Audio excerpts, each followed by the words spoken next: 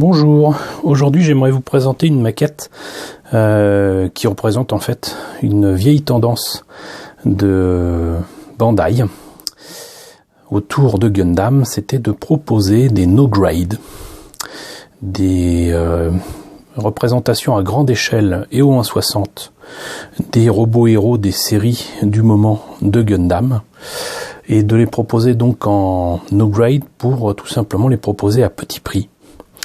Et c'était des maquettes assez faciles à faire, avec assez peu de détails, qui n'ont rien à voir avec les perfect grade, qui n'ont rien à voir avec les master grade, qui n'ont même rien à voir avec les high grade, mais qui étaient de grande taille et surtout vraiment à tout petit prix.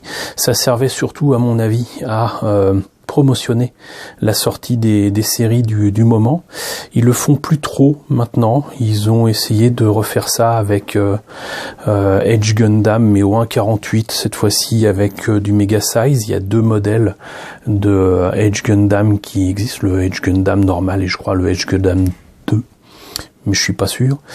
Donc voilà, mais il y a de cela maintenant, oui, facilement entre 15 et 20 ans, parce que ce kit date de 2002, il y avait cette tendance donc de sortir des maquettes en no grade. Et c'est le cas de ce Strike Gundam qui, je le répète, à beau être au 1/60e, n'est absolument pas et en aucun cas le kit Perfect Grade qui existe et que certains se sont fait un plaisir d'acheter. Et ça coûte plusieurs centaines d'euros. Donc pour ceux qui ne le sauraient pas, Gundam Seed est pour moi très clairement le retour à de saines bases autour des histoires et de la façon de raconter ces histoires en série télévisée de Gundam au début des années 2000. C'est une série que j'aime beaucoup. J'aime beaucoup moins sa suite, Gundam Seed Destiny, beaucoup trop bling bling, avec des personnages tête à claque par dizaines, mais j'aime beaucoup la première série, Gundam Seed. J'aime ses musiques, j'aime son design, j'aime les personnages, j'aime les histoires. Il y a des épisodes que je trouve absolument épiques, et il y avait très longtemps que je n'avais pas vu une série Gundam qui me fasse dire waouh, vivement la suite, ou waouh, quel épisode j'ai vu. Ces derniers temps, c'est plutôt voilà, je m'oblige à regarder pour me tenir au courant, mais à part Gundam Bullfighters et Gundam Bullfighters Try, où j'ai retrouvé aussi ce côté épique, mais avec des histoires très différentes, bon, Gundam, c'est plus trop ça. À part peut-être pour Unicorn, mais là je parle vraiment des séries télévisées qui ne sont ni des OEV, ni des films, ni quoi. Donc, ce Strike Gundam, qui date donc de 2002, est au 1/60e, comme vous voyez. Quoique vous ne pouviez pas le voir tant que j'ai pas mis la main. C'est une très grande boîte. Elle est relativement épaisse. Immaterial Detail, mais bon, ça c'est pour la forme. Et vous voyez que c'est à peine plus cher finalement qu'un Master Grade. 3500 yens, ça fait dans les 30 euros. Donc pour 200 francs, vous aviez un grand Gundam, le Strike Gundam, qui était pas si mal articulé que ça, comme vous le voyez ici. Vous pouvez juger de la qualité d'un Gundam quand il est capable non seulement de tourner le torse, mais en plus de mettre un genou à terre, ce qui est le cas là. Voilà. Et voilà ce que ça donne une fois monté et peint. Et finalement, le seul gros défaut de ce kit en no grade ou 1/60e, c'est un truc tout bête, hein. C'est que il n'a pas son L-Striker dans le dos, et il a fallu attendre plusieurs années, si je me rappelle bien, pour avoir la possibilité d'avoir tous les équipements supplémentaires qui se mettent sur le Strike Gundam. Le Launch Striker, je crois. Enfin bon, il y a un truc avec un canon énorme, il y a le L-Striker, et le troisième, je crois que c'est avec les épées. Mais donc on était obligé, pour avoir l'équipement supplémentaire, d'acheter de nouveau un kit avec le Strike Gundam 1/60e et tous les équipements dedans. C'était un peu chiant. Donc du coup, et ça je vous le présenterai pour une prochaine vidéo, lors d'une promo sur HLJ, je me suis acheté du coup le Sky Grasper et le Hellstriker. C'est du coup à la bonne échelle. Par contre, c'était fait pour aller avec le Perfect Grade, mais c'est pas grave. Je pense que j'arriverai assez facilement à adapter ces pièces-ci pour le mettre dans le dos de celui-là, parce qu'il n'est pas question, je n'ai pas les moyens, il n'est pas question de me fournir le Perfect Grade du Strike Gundam, même si je l'aime beaucoup. Donc on a vu à la boîte, on a raconté un petit peu ce qu'il y a autour, on va voir ce que ça donne à l'intérieur. Alors, une grosse boîte, des grosses pièces. Au passage d'ailleurs, j'en profiterai pour certainement vous montrer de vieux kits de Victory Gundam et de Zeta Gundam, sachant que le Zeta Gundam, c'est un kit qui date quand même de 1985 et que le kit de Victory Gundam doit dater de début 1990, un truc comme ça, début des années 90. Donc ça permettra de voir un petit peu ce que ça donne, mais ça permet d'avoir des kits d'une certaine taille, mais assez peu articulés. Donc la notice avec finalement un modèle monté et peint qui ressemble étrangement à ce qu'on pourrait obtenir avec un A-grade actuel. On va dire ce qu'il en est. Donc de 2002.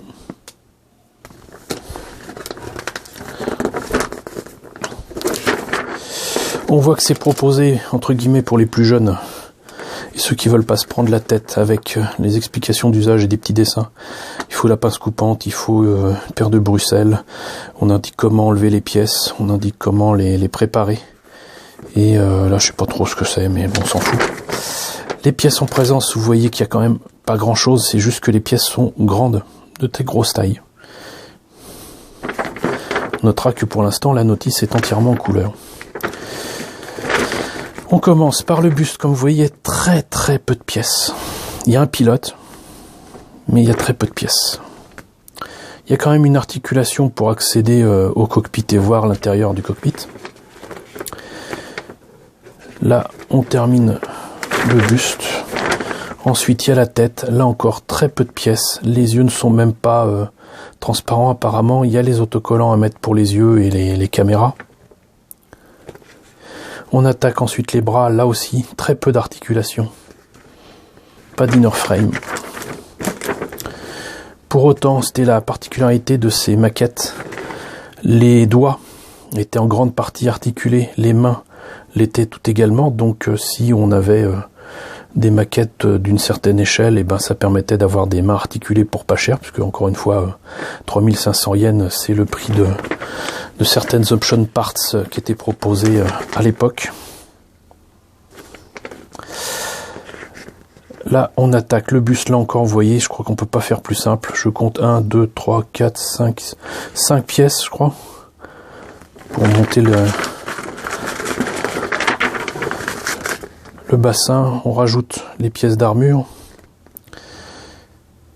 et là on attaque le reste des jambes. Donc voilà, les pieds ne sont pas articulés, hein. C'est vraiment très très très basique. L'arme pareil, il y a 4 pièces, 5, 6, 7 si on rajoute celle-là, mais là voilà, là 3 pièces pour cette arme ridicule qu'on voit au tout début de la série.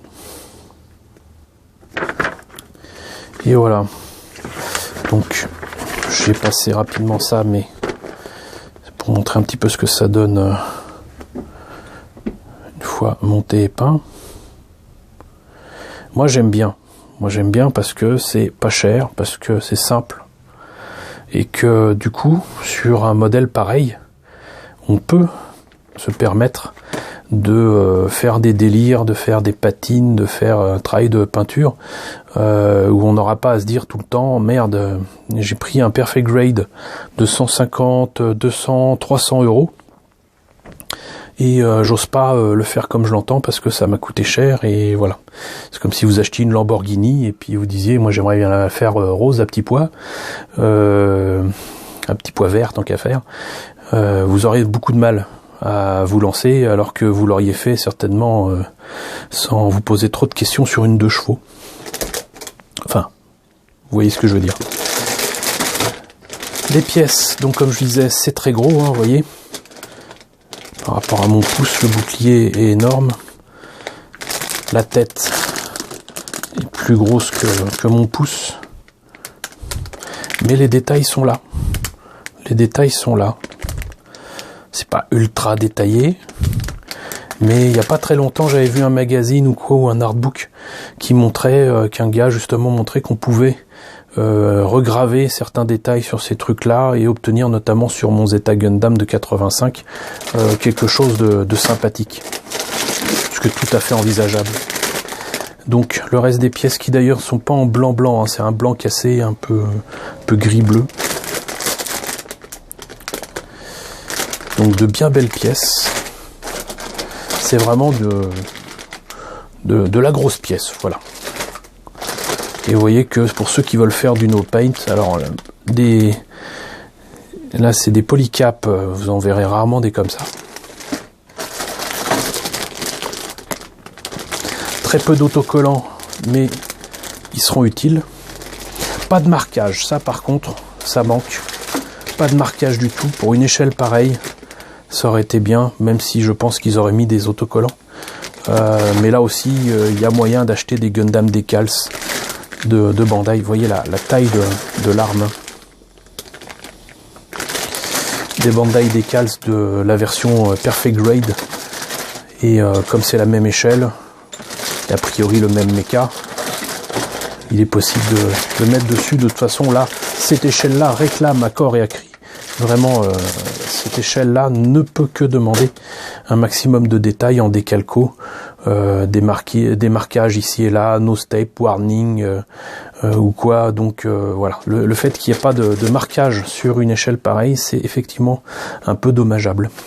Un truc avec Omni ou je sais plus quoi, qu'il y avait d'habitude avec les engins de Gundam Seed. Si je me rappelle bien, dans la même logique et vers la fin de la série, il y avait eu le Freedom Gundam qui était sorti, à vérifier, mais je crois que c'est le cas.